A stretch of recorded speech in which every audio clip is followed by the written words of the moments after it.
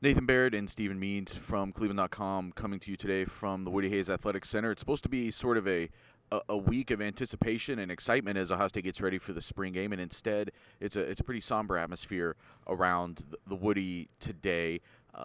Obviously, the passing of Dwayne Haskins still affecting a lot of people around the Ohio State program, and we just talked to Ryan Day, who was Haskins' quarterback coach before taking over as a head coach. They sort of passed each other there. Haskins going off to the NFL as Ryan Day was taking over the Ohio State program. Steven, you got to know Dwayne Haskins a little bit because obviously there's a lot of conversation today about sort of two legacies. There's the legacy of Haskins as a quarterback, which we're going to talk about in a second.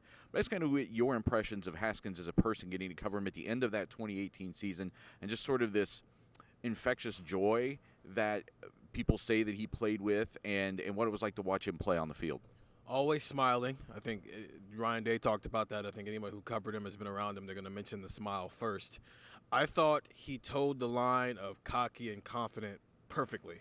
And that's what you want in your quarterback. I remember one time, I think it was after the Michigan game leading into the Big Ten championship game, which that banner is right behind us. That went over Northwestern. And I just went up to him and flat out said, "Hey, Dwayne, do you think you're a Heisman Trophy candidate?" And he was like, "Yeah." And I go, "Can you expand?" He's like, "I can't get into that right now. I got to focus on Northwestern." But the look he gave me when I asked that question, it was as if he was saying, "Are you stupid? Do you see what I just did on Saturday? Of course I'm a Heisman Trophy candidate." But that's always been what Dwayne was. Ryan Day mentioned the story of before the Rutgers game, it's raining sideways, and he's a little worried. And Dwayne's calming him down, saying, "Don't worry, Coach, we got this." That's how Dwayne was. It was cocky, but in a way that wasn't off-putting. And that's from a personality standpoint. Even though he only got 4 games to cover him, that's what I took away from him. And I didn't know Dwayne Haskins at all. I got here after he had left. Like I said, I started right before the 2019 season. But the legacy that he left behind, especially as a quarterback, has been very apparent since then. You know, on Ohio State's quarterback right now wears number 7 and goes out and has sort of that same legacy of passing excellence in C.J. Stroud. I know that he and Justin Fields had conversed before Fields decided to come here. There was definitely a connection there. And really, Haskins changed. I wouldn't say he revolutionized Big Ten passing because there had been other teams in the Big Ten that had thrown the ball that way. But the way that he came here and changed the Ohio State offense then went on to sort of change, I think, a lot of things in the Big Ten because now everybody has to react to what Ohio State's bringing in here, this kind of high-powered passing attack. And we see it now every Saturday, and it affects the guys who come into this program year after year after year. Now Ohio State, they'd had great college quarterbacks before. You had Troy Smith winning a Heisman Trophy. You had all the things that J.T. Barrett did here and Braxton Miller did here. Those are very different kinds of athletes than what Dwayne Haskins was and then what every quarterback has been since then.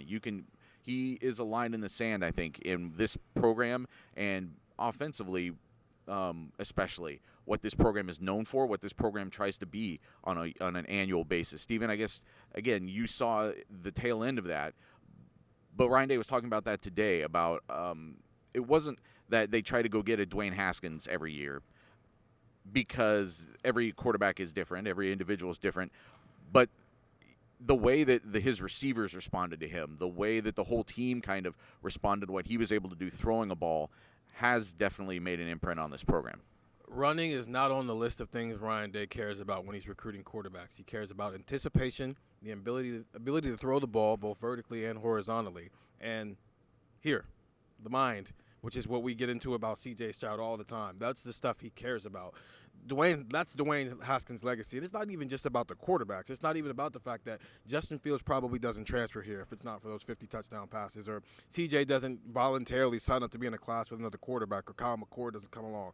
All of those things I just mentioned happened after the 50 touchdown passes. But also, I mean, we're talking about how loaded this receiver room is. Ryan Day went down to Texas and told Garrett Wilson, "We're going to throw the ball here." And Garrett said, "Okay, I'm going to commit, but we'll see." And then 6 months later, he throws 50 touchdown passes, and Garrett says, "I'm all in." That's the legacy Dwayne Haskins leaves here is Ryan Day showed up and said it's time for Ohio State to have NFL-level quarterbacks, and then he had the epitome of that with Dwayne Haskins, and everything we've seen after that is because of that moment. Ohio State will honor Dwayne Haskins in some way at the spring game. Ryan Day also said there may be a more lasting tribute to him, a more long-term tribute to him that they come up with. It's obviously just very quickly after this incident, and they don't know what's going to happen, what form that will be. But the passing legacy, the quarterback legacy that Haskins left, that's also secure, and it's also going to live on here at Ohio State.